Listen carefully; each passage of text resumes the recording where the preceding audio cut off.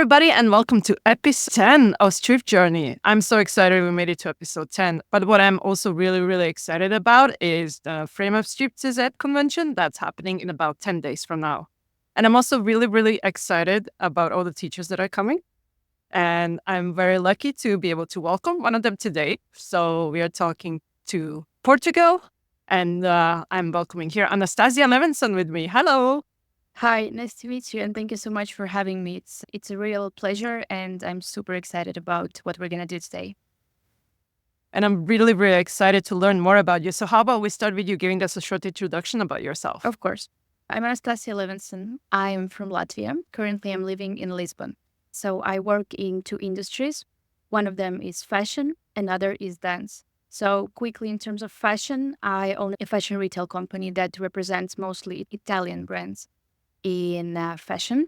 We work with premium brands. And as per dance, I have a company that operates in several areas. So one of them is mentorship. So I kind of mentor dancers on a deeper level, those who want to work in dance more intensively and also want to participate in different kinds of projects. Another part is just open classes where anyone can come and try and see what we do and try frame up, of course. Another one is creating creative videos. So basically, I direct and create choreographies, and we film all of that. And another one is from this June, I presented a show which was called Emotions. And this was an offline show where my dancers and dancers from Portugal, so invited guest artists, were performing. And basically, through our dance, we were talking about emotions and how those are perceived and that it's okay to feel whatever you feel. And we basically lived the whole lot of different emotions throughout this show with the audience. This was a lot of fun, to be honest. That's pretty much it. Wow. Wow. This is one of the things when I was preparing for this interview and I'm like looking at what you do. I'm like, how do you do it all? I know. And I'll have a chance to ask you that a bit later. But let's start. Can you tell us a little bit about your dance background? Yeah, sure. I've been a dancer since I was 4. So I started with ballet when I was little and basically in Latvia, yes. And I was a lead dancer of arabesque team for around, I think, 10 or 11 years, something like that. So we've been working locally, but we've also been traveling around Europe for competitions and performing on the TV, on stage. So basically, that was a big, big, important experience that basically created my understanding of what dance is about, but also created, like, build character a lot. And I've been there for, yeah, 10, 11 years, something like that. Then I went to another dance group in Latvia for around a year. So, and then I just dropped out and felt like I need to focus more on studies. And after 10 years or even more, at the age of 26, I started dancing again. But it was something like a new beginning, and basically starting from zero. But heels and frame up weren't the dance styles that I started with right away. Oh, nice. So can you tell us a little bit about that? How did you get into Sure. frame ups? It was, to be honest, it happened by accident. At age 26, I started going to hip hop classes and jazz classes, ballet, something that was, really familiar to me. And when I was 27, I saw this class of high heels at the studio, and I saw the girls being, so free to express themselves, so sexy and like so powerful. And at that point, I was at this stage of my life where I thought to myself, wow, this is something I'm never going to do. This is just tacky. This thought arose in my head. But after half a year in 2019, in February, I went to my first class just to see what it's like. And I just stayed in that class. I love the energy. There's a great teacher that works with beginners in Latvia. Her name is Alona. She's pretty great.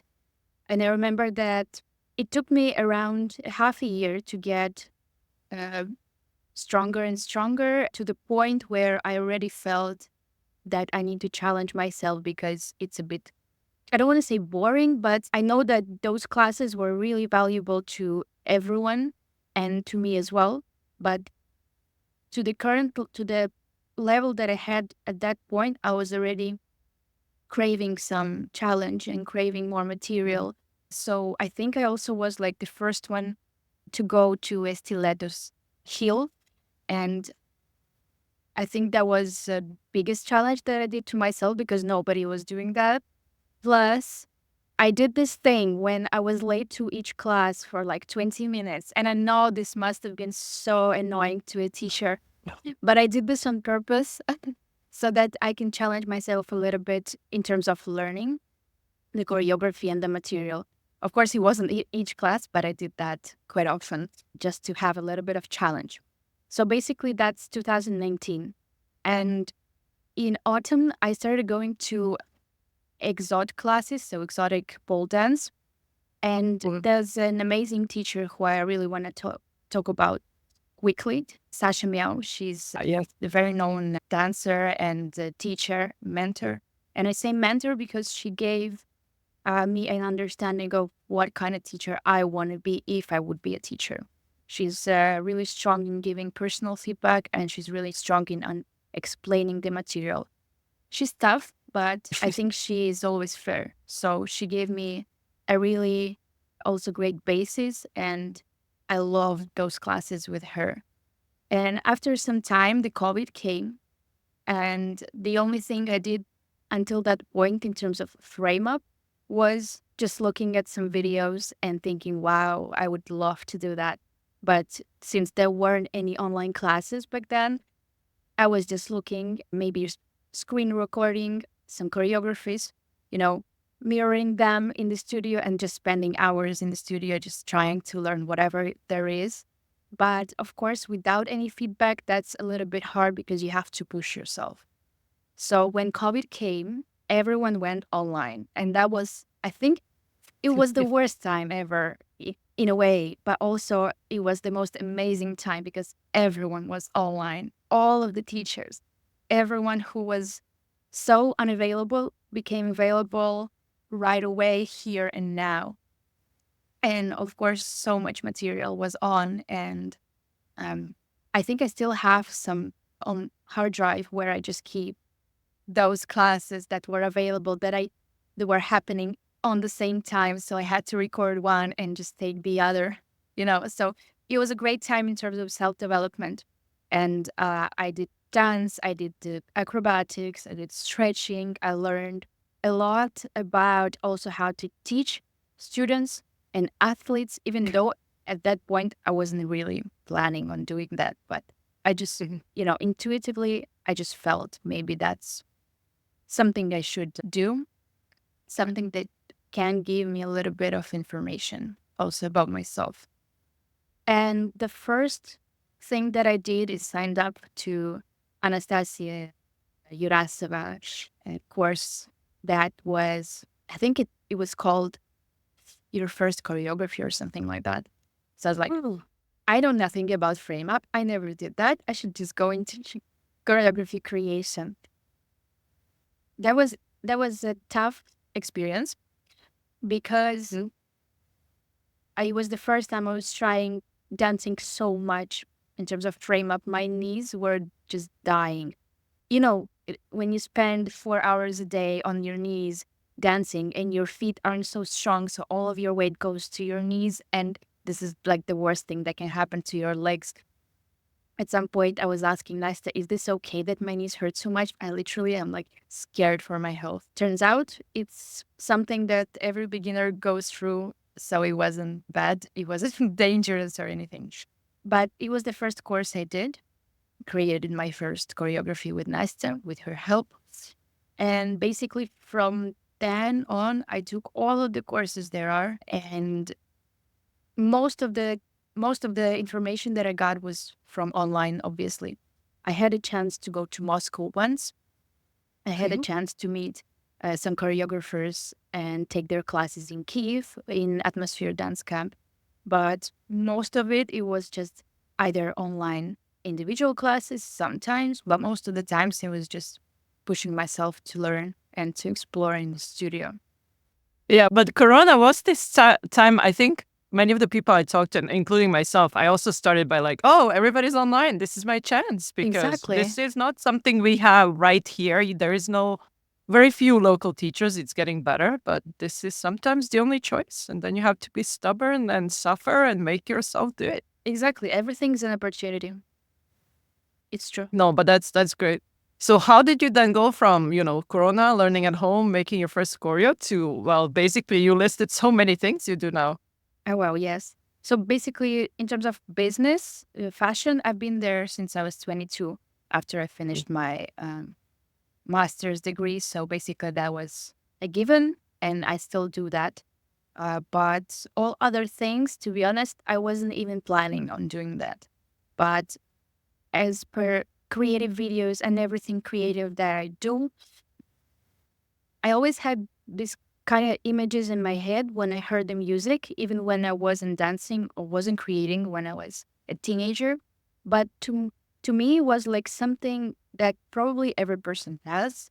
So it's okay. And maybe the imagination that I have in my head with all the lights and person moving and the movement and outfits is just something that's usual. So I never considered it something that I might use for something, for a creative part of myself. And when I had a chance to create the first couple of works here with girls, 3, 5, 7 students who were coming to my classes for the first, I don't know, year and a half, maybe, not so many. I found that I have a freedom to do that, to create, to put all of the things that I have in my head. And most importantly, I felt really grateful to students because they trusted me. So there are some works that I already deleted from the account because they are not great.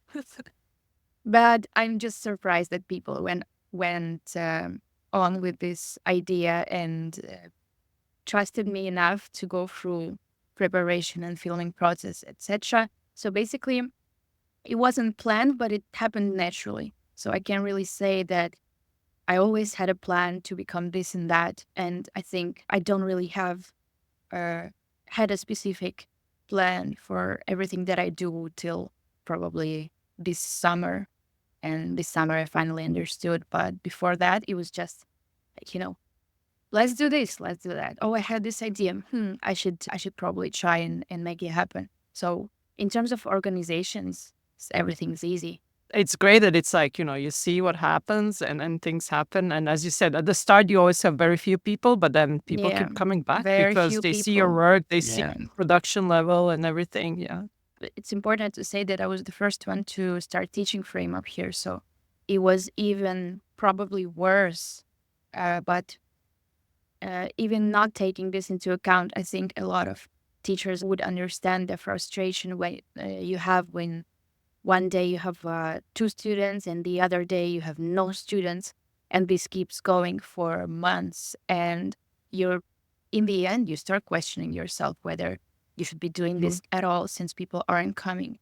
But I just want to send a little message to everyone who's just starting to keep going, because people eventually will know about you and people eventually will find value in what you do. So it's not about starting to do what everyone else does, but rather keeping your identity and staying true to your values, but keep going. And for every product, I mean, in general, a Professional person, a speech there. choreographer, where yes, uh, for every product there is a demand.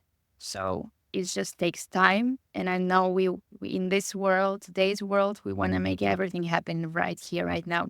But unfortunately, it isn't how it works. So just sending a little bit of faith to everyone who is just starting. No, that's a very good point. Not giving up Yeah, and people will come. it's true. Yes. So Portugal, was that because of your fashion job you ended up there or? Wasn't really, no. It was just a life decision that I had to make at that point. But if I didn't do this, I wouldn't be doing dance right now, and I would be Mm. probably someone else. So my love with Portugal started years before that, because in 2015 I started going to Portugal for surfing, and I think Ah, it was the most magical time I've had in those years. And that's why every holiday I got, I went to Portugal surfing mostly in one spot. So I have really good friends there now in Ferrell, in Spanish. And I think I always kind of dreamed about living here or trying to live here, but never really had a good reason to do that. And finally, something happened. So I was like, I'm just going to give it a shot. We'll see how it goes. so coming to a new place, Yeah. starting in dance classes, people came. I was coming to Portugal and I wasn't planning on teaching, to be honest. I was just going and expecting that. I know that might sound weird, but before that, when I was going to Portugal for surfing, I never visited Lisbon. For 5 years, I've just been to surf spots, so I never knew what Lisbon is about. So basically, when I arrived, and my expectations were a bit high in terms of dance, so I was expecting that there's a lot of classes and teachers I could learn from, but the reality was a bit different, and the industry was not the same as it is now. For example, right now there are so many great projects that choreographers, dancers are organizing for those who want to learn, for those who want to improve, especially in high heels. But back then, there were just classes, open classes, not even courses where you can, grow in stages, but just open classes where you come and go and nobody like really cares how you do. Mm. So to me, it was a bit disappointing, but I kept going to those classes. And at the same time, I started renting this room in one of the studios just for myself. And Mm. owners of that studio, Andre and Susanna, amazing people, sending my love to them. And because they were the first ones who gave me a little push. They told me, wow, we saw your Instagram. Can you give a class or like a weekly class or maybe twice a week? And I was like, yes, no problem. I can do that. But I had no idea how to do this and I never did this before. So this was kind of a risk, I think. But to my surprise, this was something that happened naturally for me. So that I can teach and somehow in my head, this works this way that I can give valuable feedback to people. So I think this also is a matter of experience that they already had in dance for a very long time, plus experience that I have in business and all of the courses I took during COVID and before that. All of this kind of made sense when I started teaching. And I was teaching maybe once a week. I was earning what, 80 euros per month because a class is 20 euros when you teach it. Mm. And already back then, I tried to make a little bit of creative work, but it obviously wasn't what I wanted to do at that point. But it was an amazing start. And I think also because of those two people, it happened earlier. Because if Mm. it was just me deciding to give classes, it would take much, much longer. But I think it's important to say that I was just giving high heels classes. And for frame up, I felt like I need to learn a bit more. So only after maybe 7, 8 months, I started giving frame up to make sure that I know what I'm doing.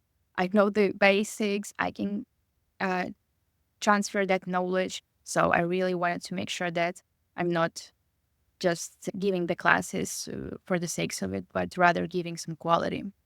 And that's how it all started. I saw that 80 euros per month isn't something that I want to do. So I organized my first workshop in Lisbon and people came, around 20 people. Wow. But of Wow. course, it wasn't the same for regular classes. I had to fight for every person. And I think it's important to mention that I see a lot of choreographers and dancers considering dance just being dance, Mm. like, and being kind of in a denial of the business side of it. And I really am grateful to my business education and experience that I have because this part of dance was already visible to me. So I was doing sales for my classes, working with each person, doing the marketing. and all of that. I was investing a lot of time into that. So I just want to say that sometimes I see even schools not investing in this and struggling a bit from lack of students. But then in modern world, you have to fight for a client. You have to make your offer pretty and interesting. Even if you're really unique, you have to have a good presentation, a good website, a good Instagram page, a nice biography with active links. And when a person texts you in DM, you have to know the script that you're going to use to sell. But I know it might sound a little like raw when you say sell, but in terms of selling, I mean, just passing the values that you can offer, what you can give to that person. And if they need it, they can decide for themselves. But this is what I call sales. And I think it's a really important part of gaining new students as well, even when you're already a known choreographer. Yeah, but that's a very good point also. Yeah, for you, it came together with putting your background together, your dance background together as well.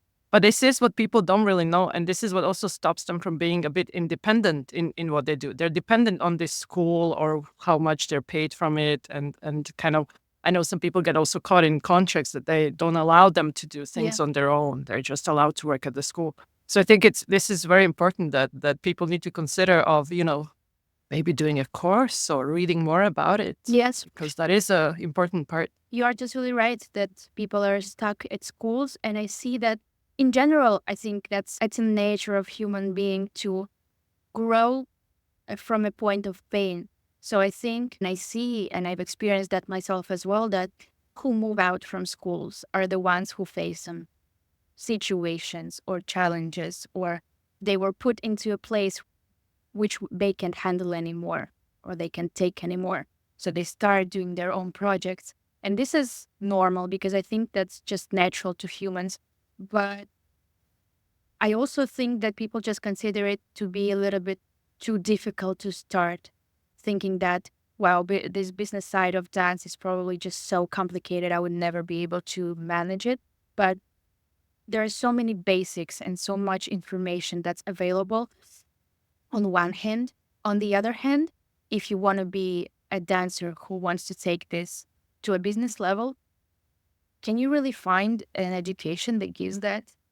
No, really. But again, as you mentioned, you can find information out there. You can talk to other people as well. I mean, this is why we're trying to build a community. We can help each other. And this is why also your words before were I think, are very valuable in this kind of cases. So you're right. So yeah. Texting other people is the easiest, fastest way. Maybe it's a costly way sometimes, but I found that most of the times people are just happy to help. And I've done that myself so many times when I just texted people who I thought were they had such big names already at that point, and big choreographers with huge names. And it's scary to text them, it's true, because nobody wants to get a no to their request. But I never received a no. Everyone was always so happy to help, always happy to make a call to me to answer whatever question you have.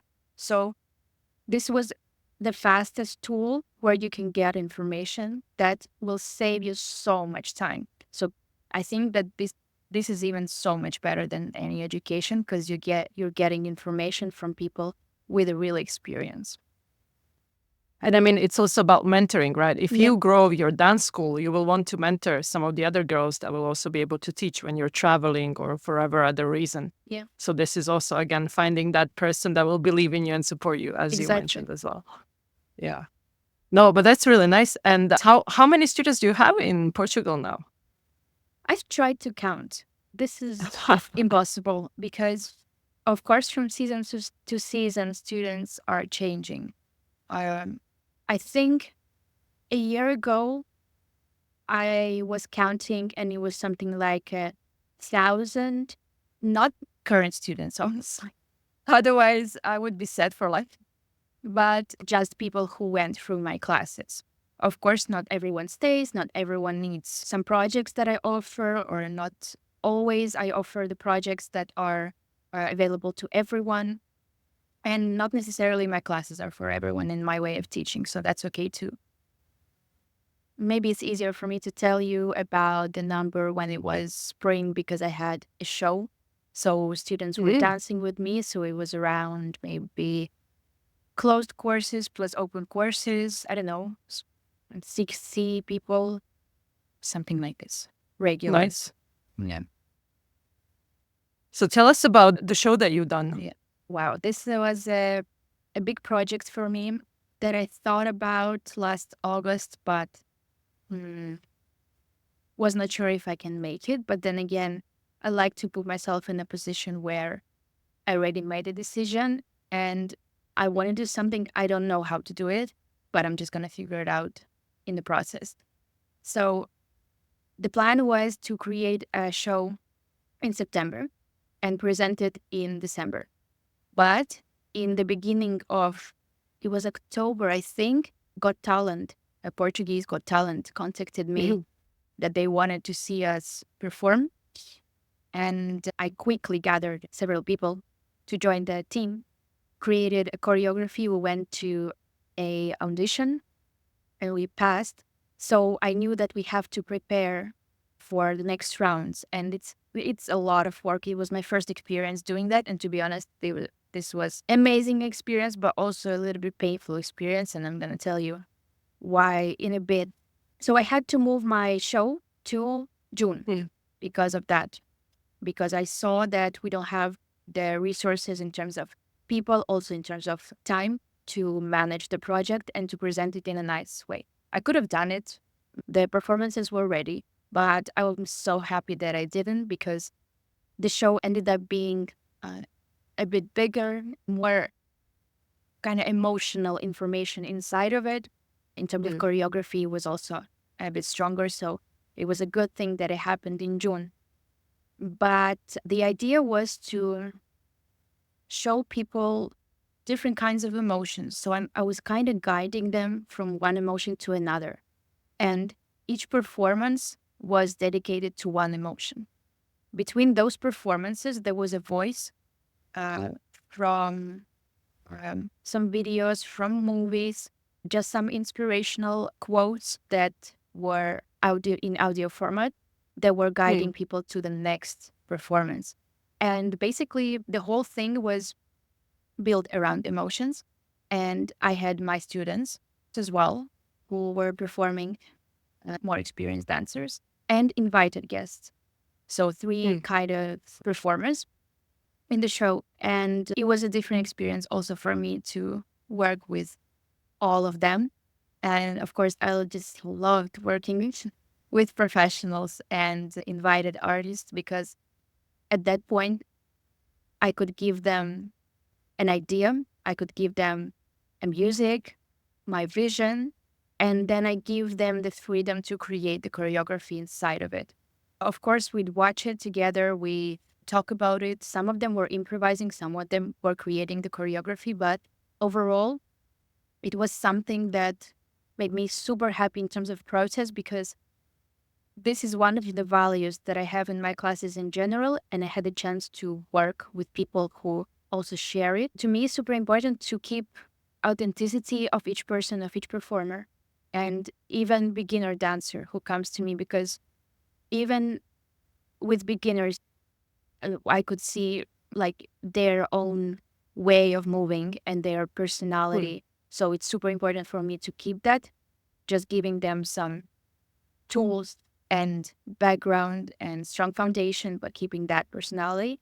So with artists who are already experienced and who are professionals, this was my dream come true where I could give information, I could give them an idea and inspiration, music, and we just worked together and it was so easy. It was so easy and it was the most incredible process to be honest.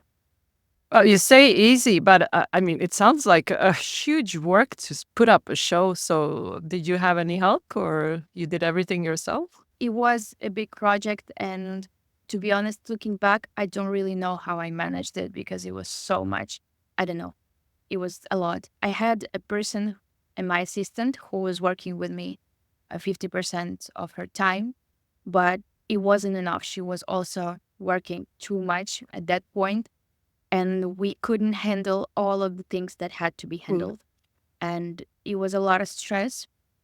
Many things took us much longer, and we had to put more effort into things because culturally in Portugal, some things are just done differently.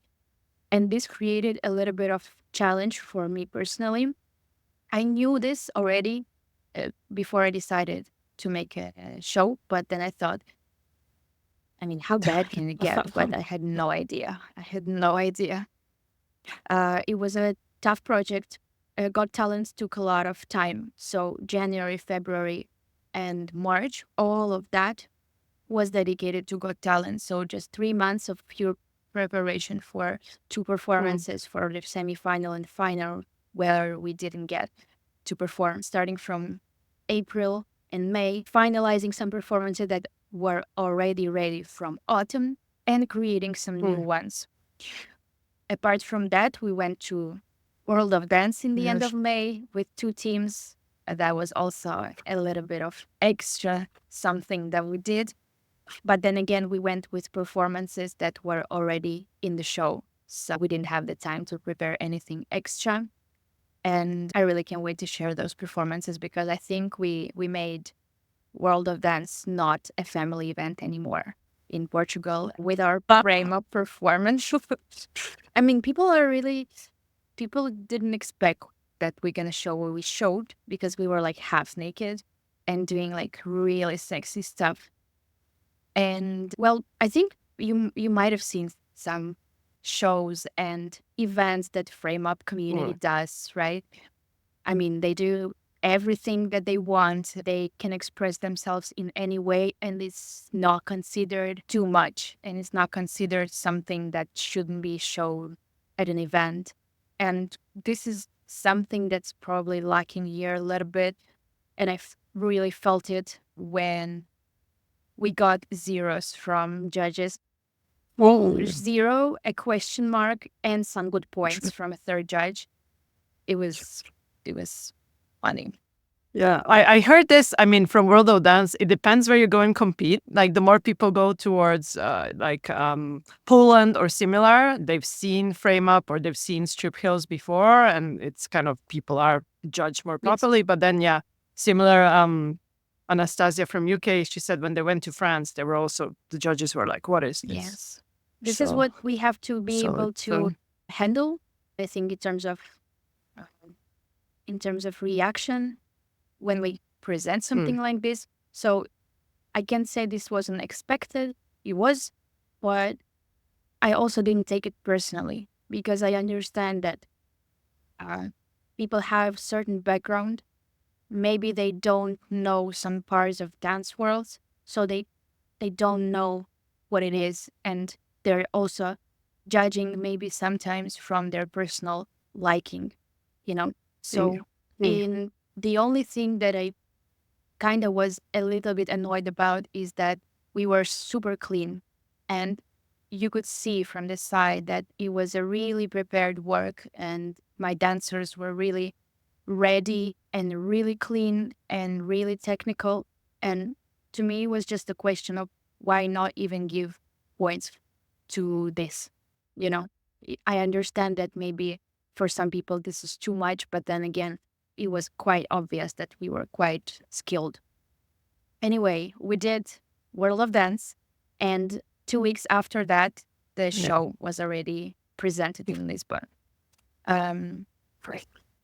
I wasn't expecting that so many things have to be handled at the same time. And I was the only person who could do this. I was the decision maker and nobody could do this for me. So basically, it was open classes. It was, I think, every day I had classes till night because I was preparing show. And then at night I came back home and I was working because I needed to sell the tickets and then send them out and then do some marketing and then record some videos to make a nice page for the show. So there's so many things inside that I think it's not visible to a naked eye, to a viewer's eye. They just see a product that's ready, but there are so many things behind that. But in the end, I think because I had so many different teams that I was preparing for the show, I kind of never saw how it's going to look overall and all together until the point where we were setting up the lights. So we had one day where the lights was set up. So it took us maybe 9 hours. And on the next day, we had a final rehearsal and a show. So only when I saw everything together, I put it all together with transitions and with the lights. I just remember that feeling that I couldn't even believe that this is happening, that this is a real thing that I created, because it all was created in parts with different teams in different locations, different whatever. So it kind of felt like I'm just jumping here and there and doing different projects with different people, and that's all. But when I saw everything come together, it was an amazing feeling. I felt super proud for the first time about this project, and it happened in the most amazing Nice. way. We had amazing energy behind the scenes. I think also we clicked in terms of community at that point. And yes, we had some issues during the show, little ones, not the big ones, but still something that could be fixed. But I thought I was gonna, you know, come out to stage in the end of the performance and everyone would be clapping and I'm just gonna cry and be so happy. But then it didn't really happen. I went out, people were there, my closest friends and just people I know, they brought flowers and everything. And it was a nice feedback from people, but then I went backstage and people were asking, so what do you think about this? How do you feel? And I was like, I feel nothing. And the only thing that happened after the show is that went to my car. It's around 40 minutes drive from the location to my home.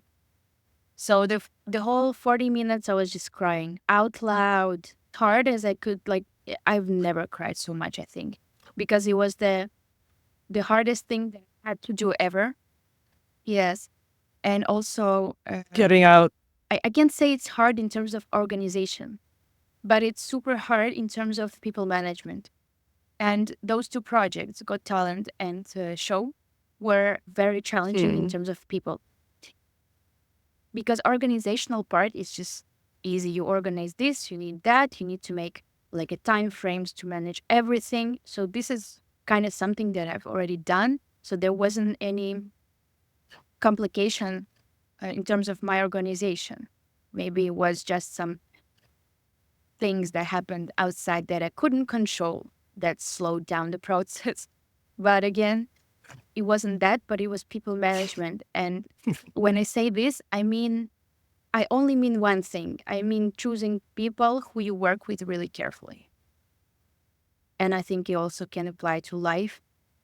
But I learned many, many lessons throughout those half year, many lessons from people. And that's why it was the hardest project that I've ever done, because I faced so many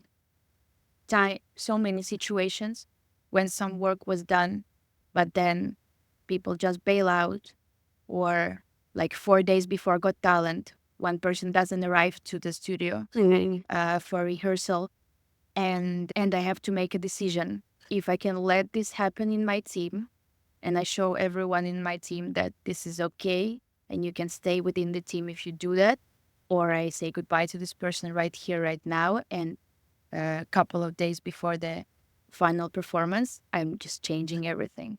This was the kind of decisions that had to be made. And I think the main lesson in all of that is always listening to your gut when it comes to people, because it knows better. Because when you think, oh, maybe it was something that I saw, but maybe it's not true. Let's see, the time will tell. The time will tell, but it would be also not pleasant in terms of lessons. So I think a project like this, like a show, I would definitely want to do it again with a team, with a different approach. But it was an amazing experience in general. Still, I look back to it and a little bit emotional because it was hard, but also it's the start of something, I think. But the time will tell. We'll see how, if anything, will happen in that area.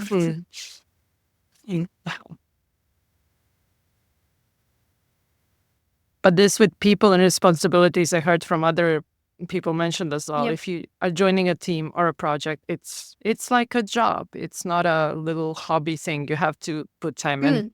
Mm, Part of my regular job is also people management, and I know how yes. much energy and thinking goes from yourself to take care of others and make sure others are also kind of following along. So it is a whole different skill set from Yeah. being a Yeah. It's a choreographer, lot a of work. dancer, and And that. I think in general, So as humans, we are kind of like the trait that's considered the higher version of like internal evolution is humility. And I mean this in a way that people are used to subconsciously seeing people who are ego-centered and arrogant as the ones that have the power and are strong and therefore attractive.